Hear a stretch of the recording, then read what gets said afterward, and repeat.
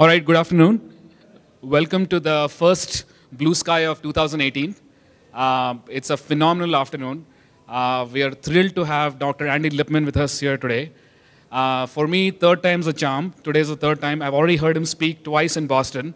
It was absolutely phenomenal. I think you'll walk away completely inspired and chock full of ideas after this talk.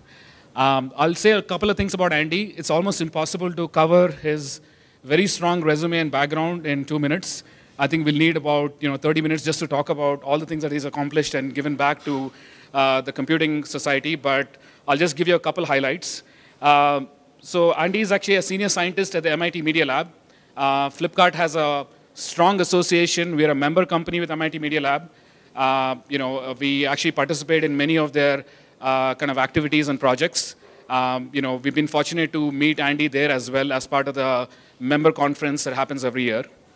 Obviously he has a series of degrees. I won't even go through the string of the degrees, that he has studied in his life, contributed to several papers, contributed to several books. But the most important thing that he has done in the last few years is, he's created something called the Viral Communications Lab, and you should Google it as part of the MIT Media Lab. And they're doing some really unbelievable cutting-edge work in the world of media, in the world of thinking about how to engage public conversations, how to actually have broadcast discussions, and also think about news and things like fake news and how to detect sort of analytical models around news. So really interesting kind of modern way of communication as well. The last thing that I want to say about Andy is he's also very relevant in some of his inventions are very relevant in what we use in our day-to-day life. One of the cool things that he has done is, done a bunch of inventions that has actually powered the kind of the Google Street View, which is actually pretty phenomenal. That has given birth to many more, inventions around that sort of concept. And he's also done a bunch of work around MPEG and digital HDTV as well. So, like I said, I can go on and on. We are very, very thrilled to have him. Without further ado, welcome, Andy. Thank you so much. Am I supposed to stand on this? Thank you. That was a lovely introduction. I wish I could live up to it. But what I'm going to do is I'm going to give you a very brief talk in order to leave time for questions. And I want you to understand that you can ask me anything because I'm from MIT. And the thing about people from MIT is we're never wrong, okay? So, you can ask us anything and we're never wrong. And even if we sometimes are wrong, we'll never admit it, okay? So feel free to ask anything. What will happen is if I am wrong, later I'll walk up to you and say, there was some merit to your argument. But that's the closest anyone from MIT will ever come to saying that they're wrong. Today, what I want to talk about is I'm going to tell you a number of things that we've done and other people are working on in the laboratory. The Media Lab is a rather large laboratory at MIT. We've been there for about 35 years, and we run a graduate program. So we have about 150 graduate students in the program and about 30 faculty members. And the goal of the Media Lab has always been to do the kind of research that's not usually found elsewhere, and that is to say, it falls into the spaces between existing and traditional disciplines. So if it could be done elsewhere, then very often people do it elsewhere, but we have people in the laboratory who are working on robotic legs in case your leg has been amputated, and that never found a home in either the world of robotics or the world of medicine, so it found a home in the world of the Media Lab. In the very early days of the laboratory, just to set the context, we actually did work on media. So we did a lot of work in the 70s and the 80s and the 90s, digitizing literally everything: sound, pictures, music, speech, graphics, all of those things. And we did it in an era before the internet and before the personal computer was a consumer item. I remember the first time that Andy Grove from Intel visited the laboratory, and I happened to be the only grown-up there that day, so I ended up hosting him.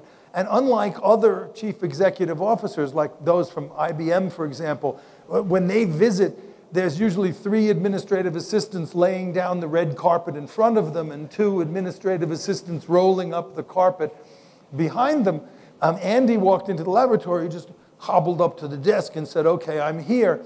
And the intelligence we had in those days was, whatever you do, do not mention the word consumer. Because if you mention the word consumer, he'll turn around and leave. That's what Intel was like in the early 1990s. It was not a consumer company. Well, of course, we pounded him over the head with the word consumer, and that's really what the laboratory is about. We beg, borrow, steal, or invent any technology in service of human expression and learning, and the arts. And so the mission has been constant over all of those years, but the technologies have changed and evolved. So that's a hint as to what you got involved with when you got involved in the Media Lab. So when I say you can ask us anything, you can. And we may or may not know the answer, but at least if we find it to be an interesting problem, then we'll be happy to think about it and work on it with you. And as a member, that's the kind of thing you are entitled to do. But what I'm going to talk about today is a portion of the work that goes on in the lab and some of that work that goes on elsewhere that strikes me as a problem. And I'm very curious to know whether it's a problem that you feel, because it's a problem that we in the United States feel very deeply. And that problem is that science and critical thought are being assaulted. And that is to say, they are no longer respected by the average person in society, that they don't believe science, they don't respect science, and they don't respect scientists. And I think that's a very dangerous trend. And it's a dangerous trend, especially for us in the university, because we pride ourselves on intellectualism, and we pride ourselves in thinking about science, and we think it would be a great pity if people didn't. But 50 years ago, in the United States, if you wanted to sell a product, then you showed an advertisement on television of that product with a scientist in a white coat, and people would buy it. Now, if you show a picture of a scientist in a white coat on television, people are just as apt to throw tomatoes at their television, and that's inappropriate. That's a step backwards with society. And so I'm going to talk a little bit about that and some of the things that I think we can do together to try and fix that. And in the course of that, I think it gives insights into the ways that you would try to build systems that suit your goals, which in your goals are the furtherance of commerce, and in particular, retail commerce. So if you don't want to hang around until 4 o'clock, then here's everything you need to know. Okay, so everything you need to know that I'm going to say today is related to this kind of thing. And the first is that what's troubling is the status of science is diminishing in the public mind, and I think, as I said, that's a great pity. But the other 2 points are the ones that I think are contributing to that and is something we should all be thinking about. And the first is that trust seems to be migrating from institutions to networks.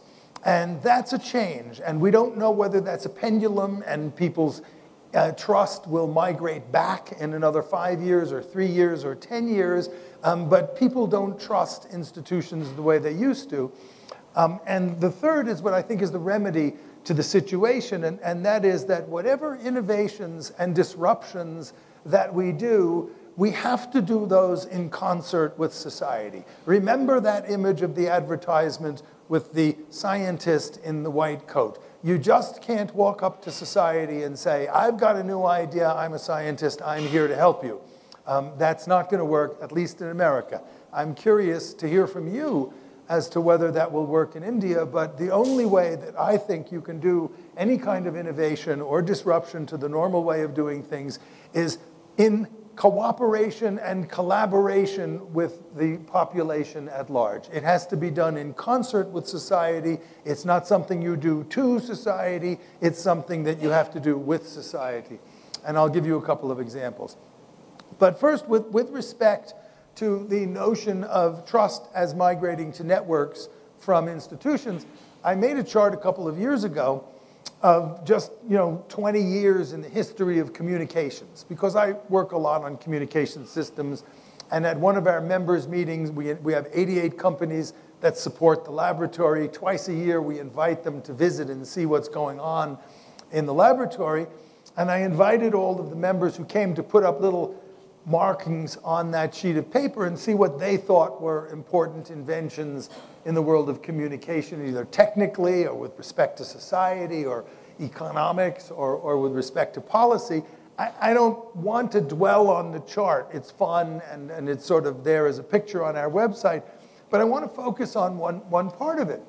And the part of it that I've highlighted in particular. And when I talk about that shift in trust, I think that shift in trust is highlighted there. In 2001, we had 9/11 in the United States, and the World Trade Center was bombed. In 2001, people trusted institutions. My mother lived a few blocks from the World Trade Center, and she loved Mayor Giuliani of New York because she thought he was going to keep her safe. Even though she had to go through a security barricade for 6 months to go home, which was an inconvenience she didn't enjoy, she trusted the institutions that were going to keep her safe. Now, you wind the clock forward and you get to 2014, and Snowden, and this is sort of somewhat international, but Snowden revealed documents from those institutions in the United States, the National Security Agency, and by making those public, he showed the country and the world that trust in those institutions could sometimes be misused. And I think that is a signal point in when people started to lose their trust in the institutions and move their trust to the networks of the sort that Snowden created. Now, if you contemplate that, let me give you a little coincidence that happened at the same time. In 2007, Bitcoin was launched, the end of 2007. And now Bitcoin is a currency that is not associated with any government. It's a currency whose value and authenticity is maintained solely by the network in a truly distributed fashion. There is no one who is the boss of Bitcoin. It's very much like the fish swimming in the sea or the birds when they're migrating and make a perfect pattern of a V in the sky. There is no king bird that when he turns, the other birds turn. When the fish swim in a school, there is no Lord Fish who turns and tells the other to turn, but they act as a network, and they all do it together. And Bitcoin is exactly that. And Bitcoin went along for a few years, worth a few cents and a few dollars for each one of those Bitcoin. Snowden's revelations came out in May of 2013, and in the end of 2013, Bitcoin spiked to be $1,000 a Bitcoin. So suddenly, people started investing and taking notice of the school of fish of currency, of a currency that wasn't rooted and maintained by a government or an institution, but one that was solely maintained by the people. Now, of course, it dropped after that, but it still held a value much higher than the value it had ever held before. And in fact, today, a Bitcoin is worth about $10,000. So if you had bought it for the hundreds of dollars that it was back then, the conglomerate of all of you could have probably bought Flipkart with the result of what it would have been worth. So that's an example of that notion of trust migrating from an institution to a network. Now, as I said, I don't know whether that's the sort of thing that'll last. It may not. But along the way, what it's caused to develop is an opportunity for us to develop those kinds of networks that exist independently of any institution and test them in a way that we never could test them before. I'm not going to go into the details of Bitcoin, but the way the value of Bitcoin is authenticated is by this thing called a blockchain, which is a infinitely long, not infinitely long, but it's a long ledger of every transaction that has ever occurred. So you can trace all the transactions in Bitcoin all the way back to 2007 when the first few Bitcoin were minted. And new ones get minted all the time, and they're all stamped in the ledger. So there's this ever-growing append-only ledger. And that is to say, you can never go back and rewrite the past, but you can always add new transactions to it. It's called the blockchain. And what people have done is they've started to use that technology, a blockchain, That's simply a ledger, but it's maintained by all of the people who run it. It is, by the way, the craziest idea you have ever heard. Okay, it reminds me of a mystery story, right? There was a mystery writer named Agatha Christie, who a lot of people have read, but I think she was the stupidest, craziest writer of mystery stories that anyone could imagine. She wrote one particular one that's relatively famous called Murder on the Orient Express. I'm getting a couple of nods of people who've seen it, but the plot of Murder on the Orient Express is that nobody could have done the murder, and therefore everybody did it. Now, if that isn't the stupidest idea you've ever heard in your life, okay, fine. Nobody could have done it, so it must be everybody who did it, right? Well, okay, that's exactly what the blockchain is. Nobody takes care of it, so everybody takes care of it. The craziest, it's suitable for Agatha Christie, but it works. And so people are using it to make warehousing work for farmers in Mexico, so that when they deposit their grain, they get a receipt that's registered on this blockchain that they can take to the bank and immediately cash in with the corn, and that receipt is honest and traceable. They're using it in the music industry to pay royalties to music artists, because royalties now are opaque and complicated, and no musician knows how much their music is played. We're using them for certificates. Other people are using them to make coins that people use to keep people healthy. But suddenly this untethered currency, associated with no government, backed by nobody, has no value except the value attributed to it by the community that uses it, is becoming a prototype for the way we do things. We have an experiment in our group called MedRec, and we're using this blockchain technology to allow patients to control who has access to their medical records. And in the United States, that's a very complicated situation. In most cases, you're going to have to take responsibility for your own medical records, but it's no fun. Nobody wants to do it. If you're young and healthy, you don't want to waste time thinking about doctors and medical records any more than you waste time thinking about your retirement plan, unless you're clever, but most people don't. So A, it's not done, but B, it's very hard to do. Right now in the United States, if you get a test done and you want to bring that test to another doctor, you don't press a button. You literally have to take a copy of the test and carry it over to the other doctor to do it. Well, then maybe there's a better way of doing that. So what we have done is we've established a set of contracts, which are the ways that you can decide who gets to see what about you. And we store those contracts on a blockchain, so it's indelible. It can always be traced back.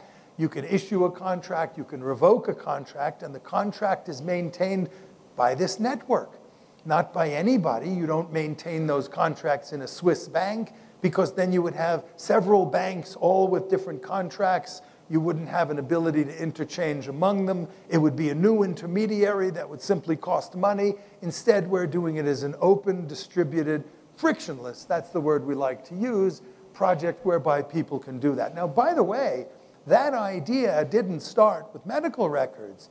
It started a long time ago when some of the students said, you know, it's kind of silly that I've got all my personal information registered on all these sites, my credit card, my phone number, my address. Wouldn't it be nice if I could put all of those things in one place and just give those sites a pointer to it? Then if I changed my phone number or my credit card, I just change it in one place. And by the way, while I'm at it, I can control who gets to do that. Well, of course, you can't do that in the world of general identity, because Facebook already has your identity, and Google already has your identity, and they're not going to give that up and accept a bunch of pointers. But there is no Facebook and there is no Google for medical records. So this is a prototype for the management of your identity and your information in that decentralized way, a place that people are willing to put their trust today, and perhaps we can also do in a way that's more efficient. Now, we think about that same thing when we think about the world of media, because in the world of media, media has an astonishing ability to concentrate people's attention and to tell people what the agenda ought to be and what they ought to be thinking about. And indeed, that's often a pretty good thing. It's nice occasionally to be told when something is newsworthy, when something is important, when there's something out there that you probably ought to know about society. In 2008, I went down to one of our large media conglomerates to watch the election returns. Every now and again, I like to go and watch the presidential election from the center of where we all learn about it, at the major television networks. So Fox had invited me, so I went to the building in New York where they're broadcasting, and at the time, Fox is owned by News Corporation. And News Corporation owned this broadcaster, Fox, but they also owned the Wall Street Journal. Now, Fox was broadcasting from the 12th floor in a very elaborate studio that you're looking at a picture of. I'm standing in the studio when I took it. That's the 12th floor studio of Fox broadcasting the election returns. Fox, by the way, tends to be conservative and Republican, so when they put up that sign that said Obama was reelected, there was no joy in the studio. Okay, it wasn't a fun sign to put up, but they did. Downstairs on the 6th floor, the Wall Street Journal was broadcasting. The woman broadcasting from the 12th floor, his name is Megyn Kelly, and she's a relatively famous newscaster now on another television program in the United States. The fellow on the 6th floor was a news guy. He was head of the Washington bureau of a magazine called Newsweek for 23 years. He doesn't need a teleprompter. His studio is overlooking a staircase, and he had interesting guests as well. And I made a set of slides called Upstairs, Downstairs that compared the 12th floor with its elaborate graphics, its elaborate production, its highly paid newscasters, and all of the data that they can analyze with the 6th floor, which was one guy and no teleprompter and just a few guests.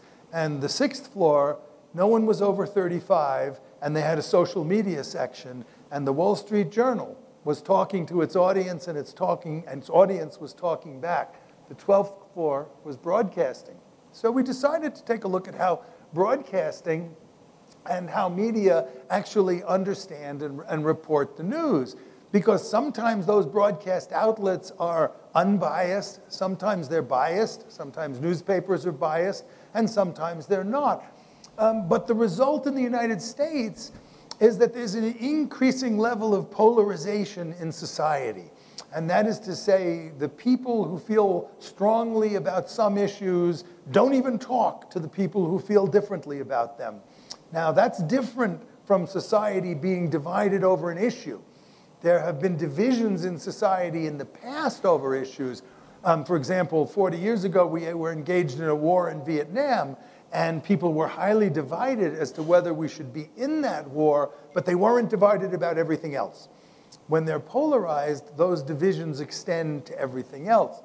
So we've started to analyze that news and started to see if we can detect patterns of subtle slants or biases in how they present things.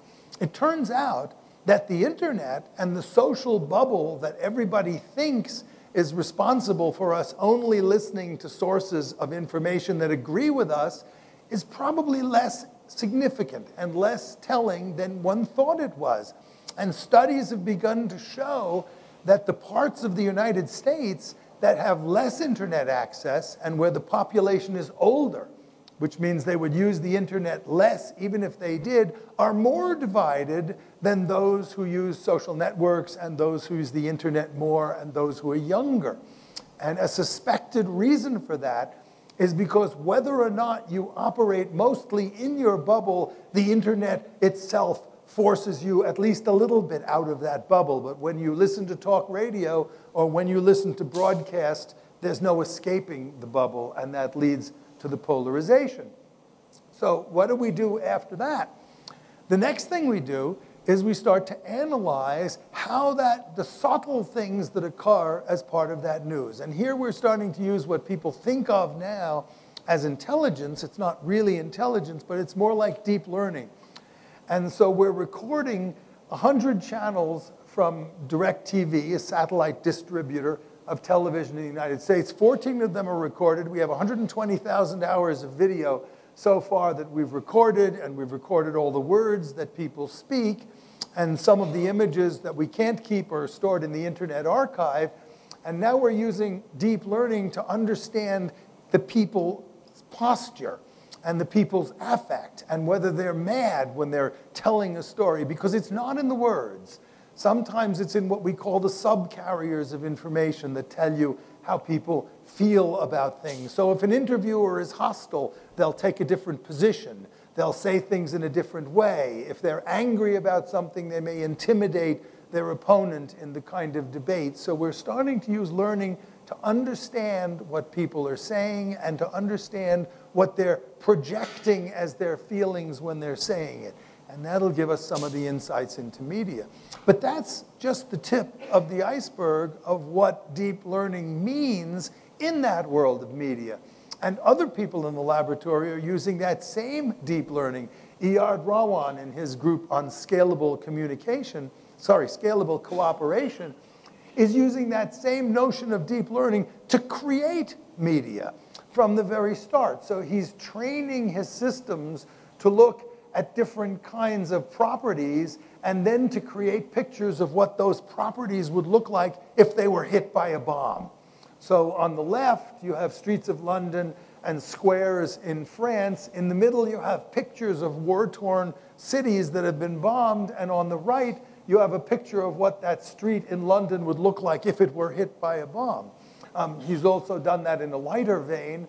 And he's taken pictures that are taken from horror movies and trained the network on how those horror movies looked, and then take things like the Media Laboratory building itself or the Great Dome of MIT and show how those buildings would look if they appeared spooky and in a horror movie. So now you can take that deep learning and not just analyze and understand media, but you can even start to create media from it. Now, if we're worried about truth, that's fairly scary. But on the other hand, if we're also using it to flesh out and amplify and make important a story, then potentially it can be used in a good way. Other people in the laboratory, in Deb Roy's group, are looking at the emotional arc of stories. And if you correlate how that emotional arc is done, again, using the same deep learning algorithms that look at the expression and the tone of voice and the cutting and the lighting in scenes that people show, then you can see that in a normal movie, it has a normal arc associated with it. Movies begin on an upswing, and they get you excited and fun, and then they go into a long central period where they get to their sort of plot, then they hit bottom, and usually there's an uplifting point at the end. And that correlates highly with the most successful movies, and it correlates highly with the most successful things that are done on YouTube. Iyad's gang has also done that to make a site that works with you to create horror stories. And so in this case, what you're doing is you're writing a horror story along with a computer. So you add a sentence, and the sentence that you add is in white here. I turned back towards the hallway. I came from nothing seemed to be the same. And the computer fills in the parts that's in yellow. And so you seed the story, and the computer continues the story, and you, in concert with the computer, are now using those same deep learning algorithms doing horror stories that are done together. So that's an example of what happens when we put our trust into networks. We have Bitcoin. We have blockchain. We have examples where we can build systems that are fully decentralized, have no center, have no owner, have nobody's in charge, that are fully democratic. And deep learning networks are a bit like that, aren't they? They're not things that we program deliberately to do things in the kind of command and controlled, centralized way that we've historically done them, but rather they're things whose growth is emergent, whose process is emergent, whose process is a function essentially of the network. So it's a network inside a machine. So that's sort of part one of what I wanted to talk about, which is the notion that we're moving our trust to networks. Now, we'll try to figure out at the very end what you can do about that. But let me change topic slightly and go back to the world of media. Because I think there's an interesting opportunity in the world of networks, if we think about that world, to really transform what we mean when we think about commerce. I'm not sure I know how, but I think I can explain to you a way that makes it be something that's interesting to explore. something that's interesting to think about while you're in the shower or in the elevator listening to the same song that the elevator seems to play that same song every day. Is really the Beethoven every day? That would inspire you to take the stairs. I hope you don't start playing music in the stairs. That'll inspire people to jump off the roof. But in any case, let's consider the nature of networks for a moment. And historically, there have been two kinds of networks. And the first network that people generally thought to understand was what you can think of as a broadcast network. And the value of a broadcast network is in proportion to the number of people that are associated with that network. So if you have a television network or a radio network, that's a broadcast network. If it has N people, it's worth a certain value. If it has 2 N people, it's worth twice as much. And you get twice as much ad revenue from it. And that's pretty straightforward and obvious. The second type of network is what you can think of as a telephone network. And Bob Metcalfe, one of the people who invented the internet, characterized it as a Metcalfe network. And this is a network where it's fully connected. And anybody can connect to anybody else. On a telephone system, you have the option of calling anyone else on that telephone system. And in general, we associate that as a value that increases as the square of the number of people that are connected. If the network is N people large, you can talk to N minus 1 other people, and that's true for every N, so it's N times N minus 1. So it's roughly proportional to N squared, the value of the network. And that's pretty clear. Now, if you think about this in your context, when is it back? Yeah. When Amazon began as a bookseller, right? And as a bookseller, they were, in effect, a broadcast network. They were like a retail store that sold one thing.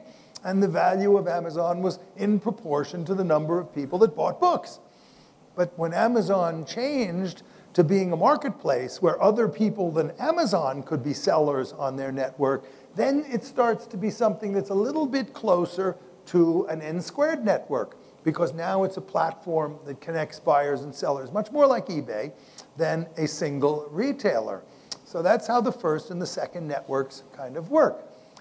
But now if you consider that second network, that telephone network, okay, and imagine it's email, which is an N squared network. You can send email to anyone else on the network. But now add to that network mailing lists, right? Okay? Now suddenly, in addition to sending mail to anyone else on the network, you can also send mail to any mailing list on the network. So a mailing list is almost like another person on the network. It's another entity on the network. Now, how many mailing lists can you have? Well, you can have one mailing list that includes everybody. You can have N mailing lists that include everybody minus 1, and so on and so on and so on. And if you add up all the possible groups that you can have, you end up with a network that's exponential in its value. It's proportional to 2 to the N.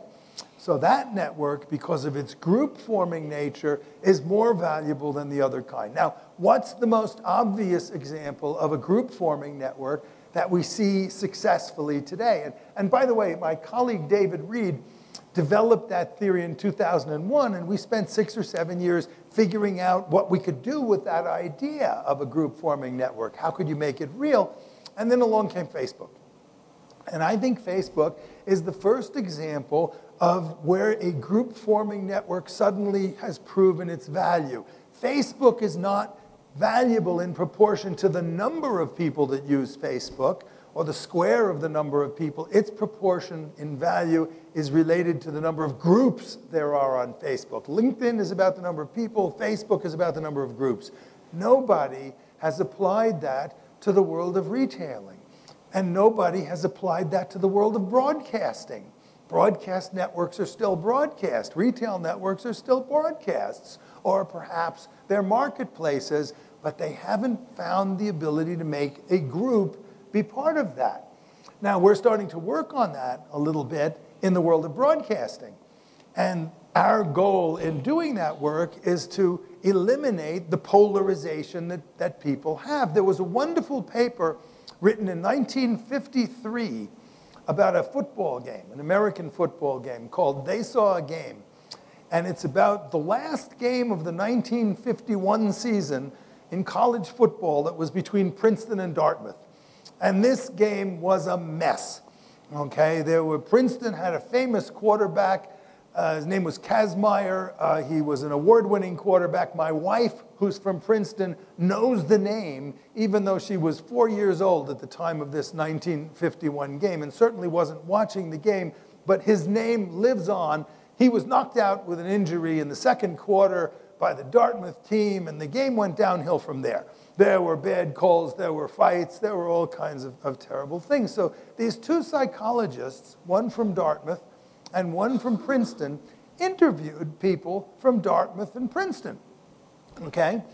And after the game, people who had seen the game, and asked them what they saw and what they thought about how the game went. And of course, you can imagine that the people from Dartmouth all said, oh, the Princeton people played dirty, and yeah, their quarterback, yeah, he got knocked out, but that happens to us in practice all the time. That's no big deal, right? And the people from Princeton said, oh, the Dartmouth people started it, and they were nasty as soon as they walked out on the field. And the conclusion of those two psychologists, was that the people had basically seen two different games. Okay, the Dartmouth people saw one football game, and the Princeton people saw another football. They didn't see the same game at all. So they called their paper, they saw a game, not they saw the game, right? They each saw a different game. So I took that paper and gave it to my students, and I said, this is our problem. This is what our problem is. You know, one of America's great senators once said, everyone is entitled to their own opinion, but not their own facts.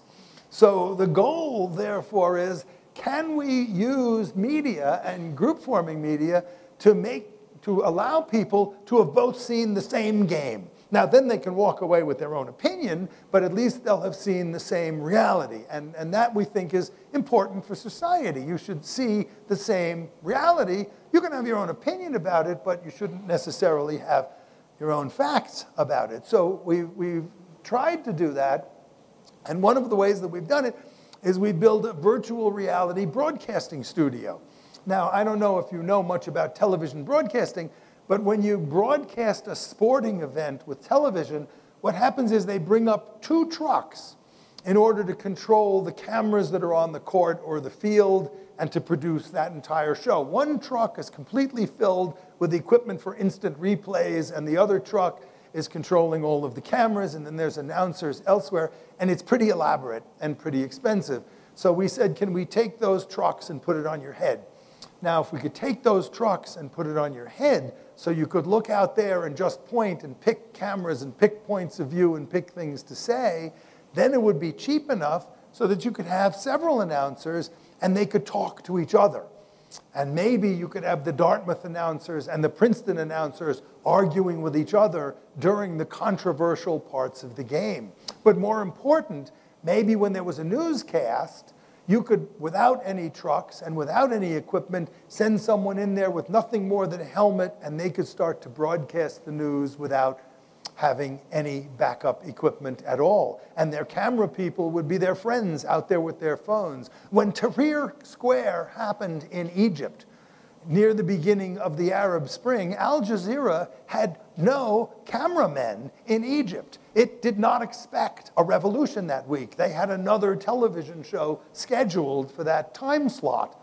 But there was a revolution, and no one was there. And in fact, Al Jazeera wasn't allowed into Egypt at that time. So imagine now the local people had to send the news, and a broadcast network had to broadcast news that they hadn't gathered. This allows that to be done, hopefully, in a legitimate and legitimized fashion. So that's a start towards that group forming. Now I'm going to close and leave enough time for you to ask questions. And remember, don't be afraid. You can ask a question about absolutely anything, and I promise you I'll give you an answer, and it'll never be wrong. But I want to close with the last component of this. So the first idea was that people have shifted their trust to networks. So that's the world in which we have to live. And the second idea is that maybe we can start to use this group-forming notion in broadcasts and in other things to bring society together, to give them a new forum for exchanging their opinions at the same time that they're gaining stuff like information. And perhaps that's even relevant to the world of commerce. But the last part was something I said in the beginning. The three things that you needed, that I was going to tell you in the talk, and if you wanted to leave, just see that first slide and go, and that is that in general, I don't believe that we can do innovations in society and regain the trust of society without doing them in collaboration with society itself. That society has to guide the innovation, not simply accept it. And I suspect as time goes on, society will cease to accept innovations that they have not participated in. Now, nowhere is that more important and more evident than in the world of autonomous vehicles. Okay, everybody's working on autonomous vehicles, vehicles that can drive themselves, but I believe, and others like Iyad in the laboratory believe, that you can't do that without the cooperation and collaboration of the people out there who are going to be the users of these vehicles. So in particular, what Iyad has done is he's created something called the moral machine. And you can use this, it's online, moralmachine.org. And what he's done here is he's given society the ability to vote or think about what's called the trolley problem. And the trolley problem with autonomous vehicles is I call it the school bus problem, but the issue that's the thorny issue with these vehicles is if the vehicle is rolling down the road and something happens in front where you have to make the choice as to whether you're going to injure people on the street or whether the vehicle is going to turn and potentially injure the people inside the vehicle, what should the vehicle do? Now, in normal situations, we don't usually face that, but when we do, very often it's a snap decision that we make without necessarily even thinking. We might take an action and turn and hurt the people in the car, or we might not and hurt the people on the street. But in an autonomous vehicle, you have to decide that. You have to program it. You have to give the car instructions as to what it can do. So what the moral machine does, and it's fun to try, by the way, is it presents you with pairs of situations. So the situation, the first one on the left, is if the car goes straight, then it's going to kill 4 people that are there, some of them young, some of them old. But if the car turns into the barrier, then it's going to kill the person who's the occupant of the car. And it presents you with several of those dilemmas. Should you turn and kill the pedestrian that's older, or the pedestrian that's younger, or the ones that are crossing against the light, or the ones that are crossing with the light? I realize that's a completely different situation here in India because no one would dare cross the street under any circumstances. But, and then the trolley problem has been solved, I'm sure. But autonomously, we don't know exactly how it should. So in any case, this lets you run through those scenarios. And the point of it is to engage people in the debate and the discussion, and hopefully have that discussion inform the social policy that decides that in the end. Now, by the way, that matters because the chairman of one car company declared in advance of any of this knowledge, he said, under no circumstances will our autonomous vehicles, when we build them, ever injure the occupants. Well, that might not be the right answer.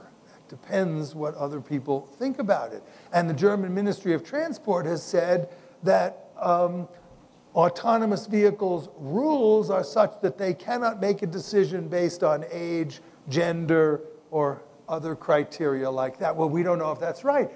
4 million people around the world have played with the moral machine, and as I say, you're welcome to play with it yourself. And the results are kind of interesting, but not terribly unexpected. People generally prefer to take action versus not take action. Not so strangely, they tend to avoid killing people more than they avoid killing pets. That's a good thing. It's a little, I think, it's a little surprising that they actually tend to avoid killing babies a little bit more than they avoid killing young kids. Maybe they feel that babies are helpless. But the point is not to derive a policy. The point is to engage society in developing that policy. One of the other researchers in the laboratory, Kevin Esvelt, is working on genetic editing that, among other things, might be able to be used to eliminate mosquitoes. Now, mosquitoes are a scourge because they carry diseases like dengue fever and chikungunya and Zika and West Nile disease and stuff like that.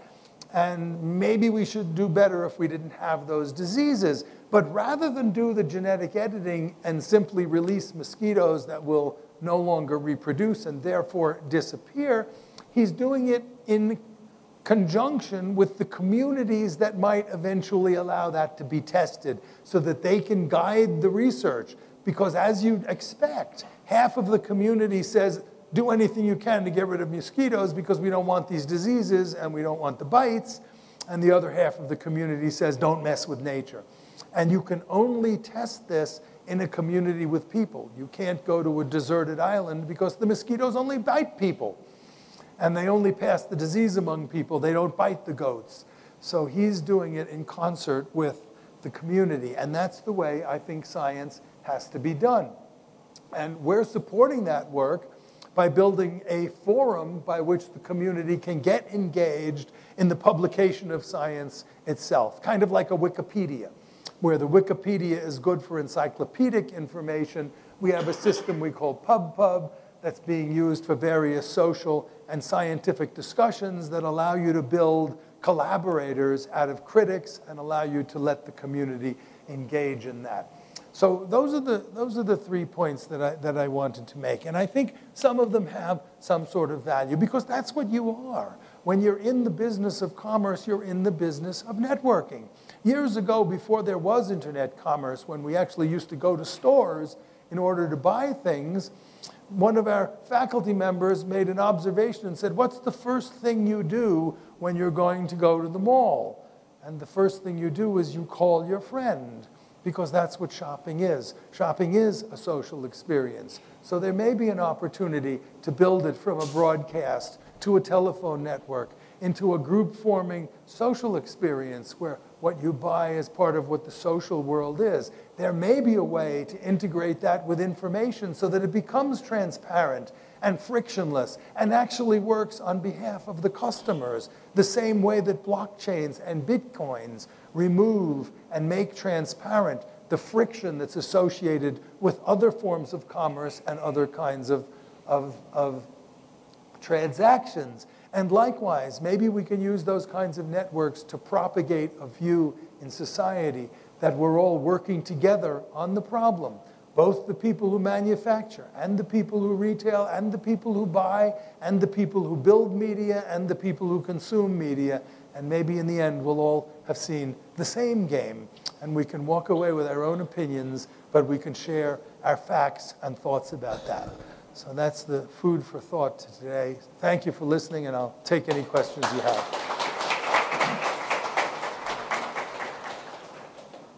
All right, fire away.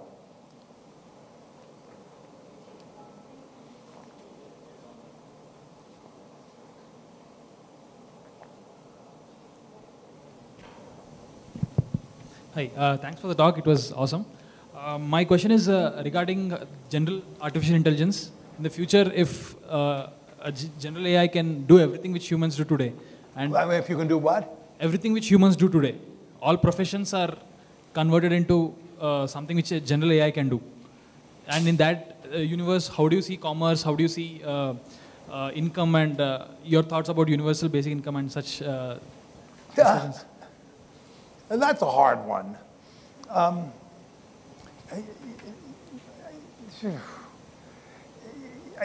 tell you, I can't answer universal basic income. What I can answer is something that I think that is equally distressing with respect to the world of science and its position in society, and that is the role of universities. And I think what's happening is universities, unfortunately, they have to scale to suit society's needs. Most businesses grow, but most universities grow at a much slower rate. And there's more and more people who need more and more knowledge, and the university's response to that is to become selective because it can't grow. And I think the responsibility of the university, it's hard for me to talk about universal basic income, but I think the university as a model has to learn how to scale and grow and serve the larger community than it does serve today, because that's the one thing we have to do, is educate all of the people. And if we educate all of the people, then they have the ability, hopefully, to do better.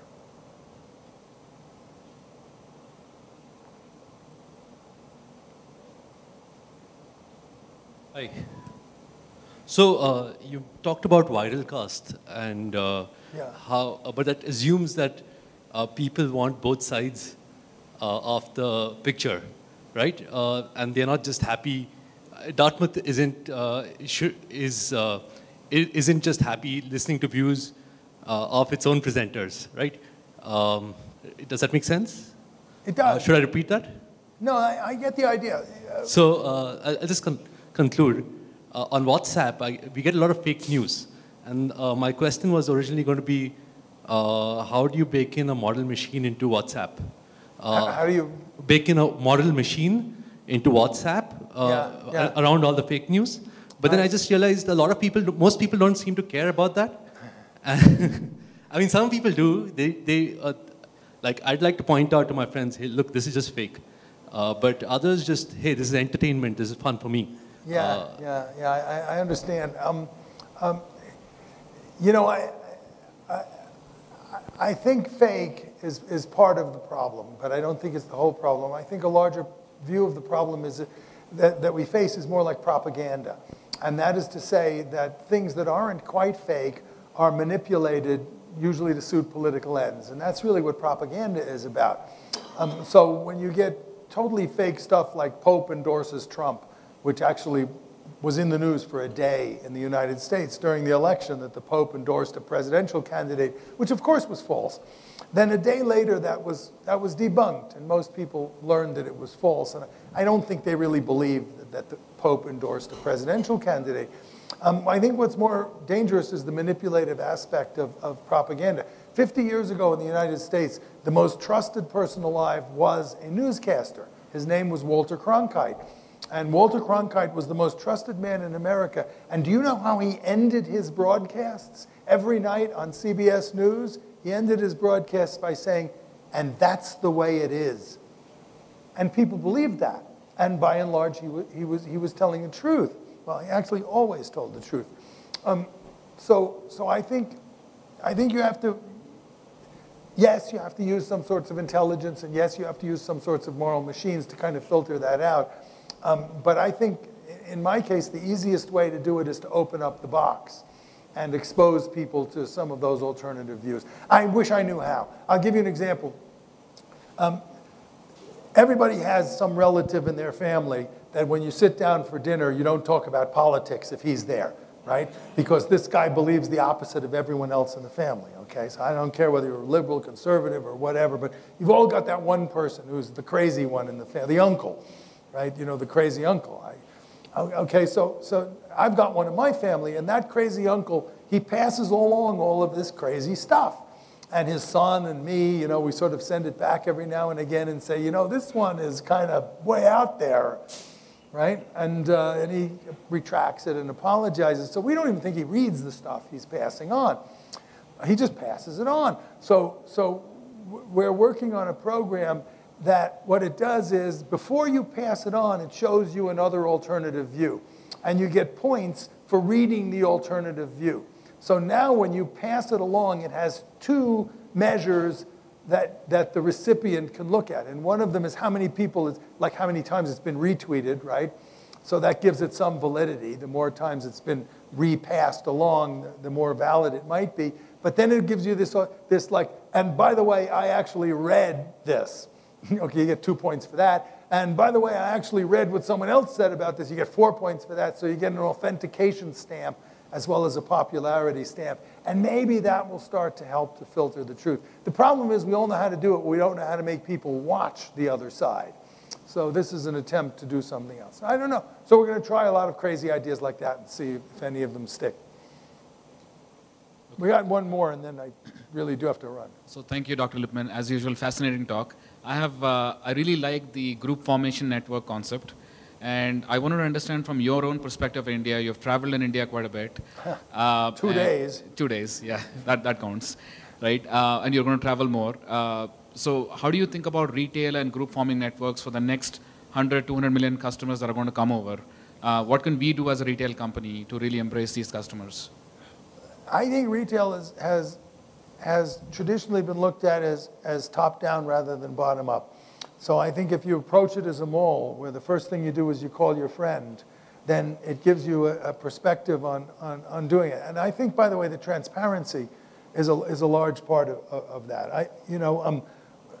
I can't tell you your business. You've tried all of the ideas I can think of, I'm sure, but just the notion of allowing people to build their own buying clubs, allowing people to pass things among themselves, making it into that sort of thing, may work, may not work, but it's got to be worth a couple of kids in the back trying it.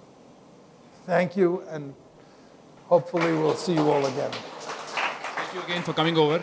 Really appreciate it. We have a small token for you from Flipkart. Oh, thank you. Yeah, thank you so much. Really appreciate it. I hope it's allowed on an airplane. Thank you. Thank you, Andy. Thank you, Ram. There's still more stuff for you guys. Unfortunately, he has to catch a flight, so he has to leave. There are some snacks out there. But before we get to that, we have a small quiz for you. Right? We have 5 questions, and whoever answers them correctly, I think there's a coffee mug for each answer. All right. Let's do this in a civilized way. Raise your hands. Don't shout out the answers. The first question is, what am I talking about? This thing creates a personal broadcasting networks that allows audiences to build their own media streams on the fly. If nobody knows the answer, I'll give 4 choices, and then you can choose.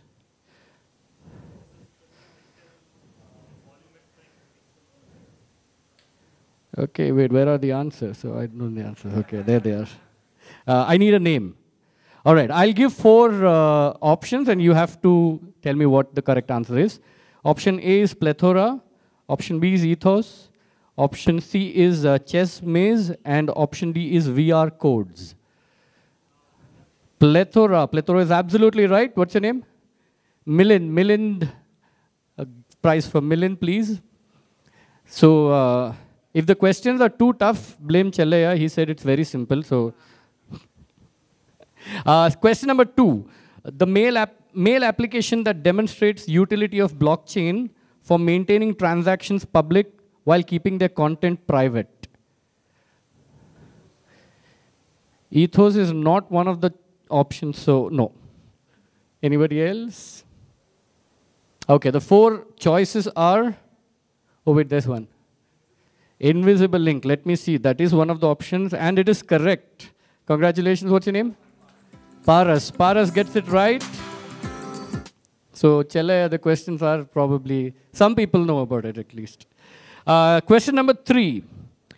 Creates a semantic control over news presentation that reveals inherent slant that underlies coverage of an event. Sorry? Yeah. Glance, hold on. Glance is one of the choices, and glance is correct. Congratulations, what's your name? Sumit. Did Chellaya give you the answer? No, okay. Sorry, Chellaya, I'm picking on you. 4th question. Arrange news information by time, coverage, and geography.